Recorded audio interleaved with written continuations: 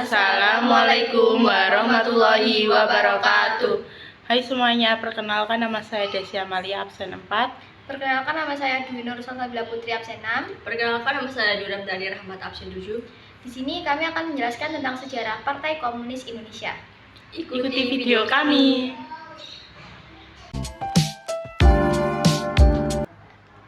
Awal mula adanya Partai Komunis Indonesia.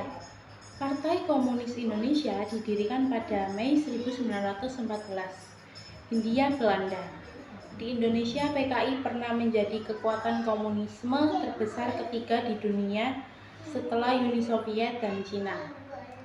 Komunisme muncul di Indonesia pada 1912 dan dibawa oleh Hans Nevlin yang merupakan tokoh komunis dari Belanda, menandai awal mula pergerakan komunisme di Indonesia. Pergerakan komunisme di Indonesia melahirkan beberapa tokoh seperti Samawen, Musso, Darsono, D.N. Aidit, Haji Misbach, dan lain sebagainya. Samawen adalah tokoh yang mendirikan Partai Komunis Indonesia pada 1920. Ia juga menjadi ketua pertamanya. Sebelum mendirikan PKI, Samawen merupakan tokoh komunis yang tergabung dalam Indische Sosial Demokratische Vereniging, cikal bakal PKI.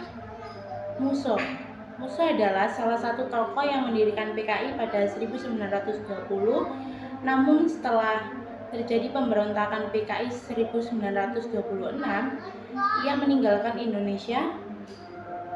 Ia melarikan diri ke Uni Soviet untuk mempelajari komunisme langsung dari pusatnya. D.N. Aidit merupakan tokoh komunis yang menjadi ketua terakhir PKI. Ia mulai berkenalan dengan komunis ketika ditugaskan menjadi penerjemah manifesto komunis ke dalam bahasa Indonesia pada 1948. Lalu pada September 1948, Aidit menjadi anggota Politbiro PKI yang baru dibentuk Musso. Aidit saat itu diberi tanggung jawab di bagian pemburuan partai. Tujuan utama PKI adalah untuk menantang imperialisme dan kapitalisme pemerintah Belanda dengan membangun serikat pekerja dan untuk mempromosikan pentingnya kesadaran politik di antara para petani. Banyak peristiwa yang dikerjakan oleh PKI di masa lalu. Peristiwa itu tentu menimbulkan banyak korban jiwa, baik dari kalangan orang tua maupun kalangan anak-anak. Salah satu peristiwa yang akan saya ceritakan kali ini adalah gerakan 30 September oleh PKI. G13 PKI terjadi pada tanggal 30 September 1965 hingga dini hari 1 Oktober 1965. Peristiwa ini dimotori oleh pimpinan terakhir PKI, yakni Depan Nusantara Aidit. Gerakan pemberontakan yang dilakukan oleh PKI ini mengincar perwira tinggi TNI AD Indonesia.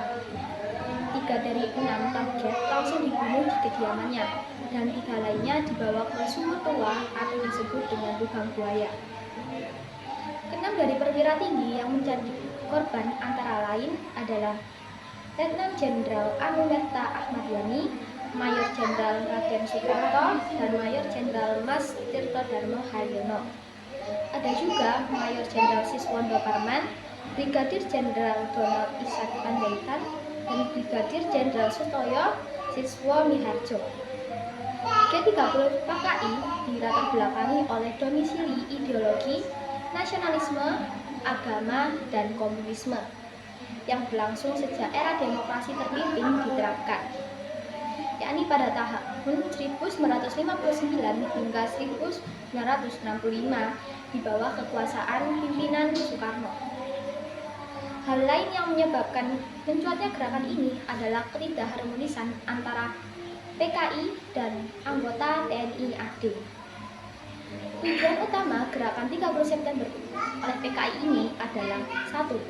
Menggulingkan pemerintahan era Soekarno dan mengganti ideologi negara Indonesia menjadi komunisme.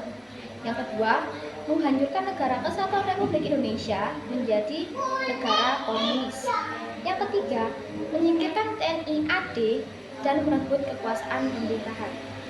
PKI pernah menjadi salah satu partai terbesar dengan pengikut terbanyak di Indonesia. Namun, partai berhaluan komunisme ini hancur tak tersisa sejak pecahnya tragedi Gerakan 30 September atau G30S 1965. PKI dituduh sebagai dalam peristiwa G30S PKI yang menewaskan 6 perwira TNI dalam sebuah tragedi penculikan dan pembunuhan pada malam hari tanggal 30 September 1965 hingga dini hari 1 Oktober 1965. Tudingan ini menciptakan gelombang pembunuhan terhadap anggota pimpinan PKI, termasuk tokoh utamanya Dipan Nusantara Aidit. Kemudian pada tanggal 12 Maret 1966 dalam kepemimpinan Soeharto setelah diterbitnya Surat Pemerintah 11 Maret atau Super Semar dilakukan kebijakan untuk melarang secara resmi ormas yang berkaitan dengan PKI. Dan bahkan pada 5 Juli 1966 diterbitkan pula TAP MPRS nomor 25 tahun 1966 yang ditandatangani oleh Ketua MPRS RI Jenderal TNI AH Nasution tentang pembubaran PKI dan perlarangan penyebaran pemahaman komunisme, Marxisme, dan Leninisme. Sekian dari kami. Wassalamualaikum warahmatullahi wabarakatuh.